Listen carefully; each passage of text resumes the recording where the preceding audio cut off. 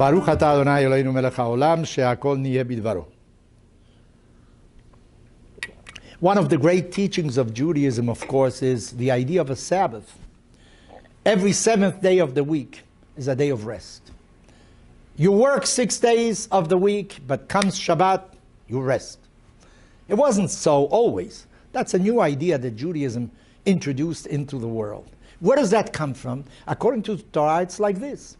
God created the world in 6 days, and on the seventh day, he ceased from creating. He rested. So therefore, by resting on the Sabbath, the human being acknowledges, like God, 6 days of the week he works, on the seventh he rests. In other words, he recognizes that God is really the creator of this world. What does it mean that God rested? Was God tired because he worked too hard the first 6 days? Of course, these ideas, these concepts do not apply to God. Can we say that God took 2 steps back and took a look at what he did? He liked what he did. He didn't like what he did. He sort of pondered about it. Difficult to understand. But maybe that's what man has to do. You know, you work for 6 days. Then you stop. On the seventh day, you take these 2 steps back and take a look at what you have done. Are you accomplishing what you want? Are you getting there? Maybe that's what you're supposed to do. During the 6 days of the week, you know, you work too much, you create things, material things, you feed your family, sometimes you read, sometimes you watch, sometimes you do many things. On the Sabbath, it's different. You have a time to be with yourself, intimately with your family, interact with them, something that you cannot do during the other days of the week. The Torah says something else also. You know, even the earth has a Shabbat. Every 7 years, the 7th year is Shabbat. You can work the land for 6 years. You know, you seed it, you plant it, you do many things. Comes the 7th year, can't do it. No more. Let the earth lie the way it is. But there are several rules, for instance. You can't have any fences around your fields. On the 7th year, everybody can come in and pick the fruit, the vegetables, whatever are around. Human beings, animals, everybody can partake equally. It's a way of giving back the earth to the Lord. Because ki li kol haaretz, says the Torah. God says the earth is really mine. In other words, you are working it, but it's not really yours. Not only that, every 7 periods of 7 years, 7 times 7 is 49, the 50th year is called Yovel. It is a jubilee year.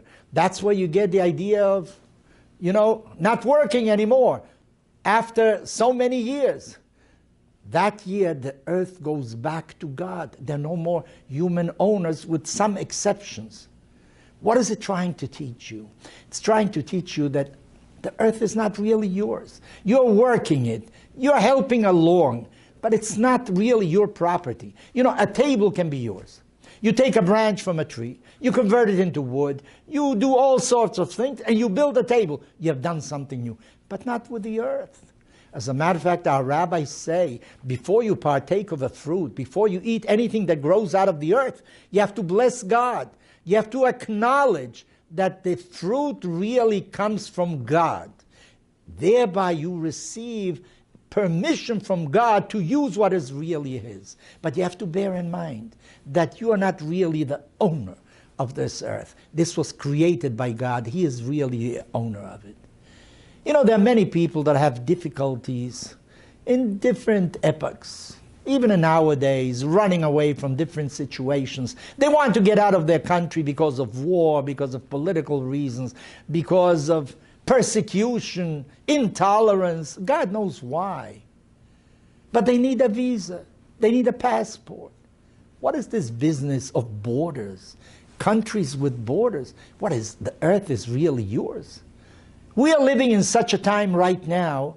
Maybe for different reasons, we human beings haven't learned yet how to live in peace one with another. But you know, my idea of Messianic times, maybe one of the conditions would be no more visas, no more passports, no more borders. There are no fences. The earth belongs to everybody. I was born on the earth, I have a right to go wherever I want to. So we are very far away yet from Messianic times. Does that require some kind of extraordinary, phenomenal, celestial intervention? I don't know. But I think that God gave us the wherewithal. God gave us the instruction. Love your neighbor as yourself. Be kind. If you see somebody in trouble, help him. I think we know what to do. It depends upon us. Maybe we will mature as time goes on, and we will learn that borders are really artificial, that the earth is the Lord's, and we were created by the Lord, and all of us are equal possessors of every piece of land in this world.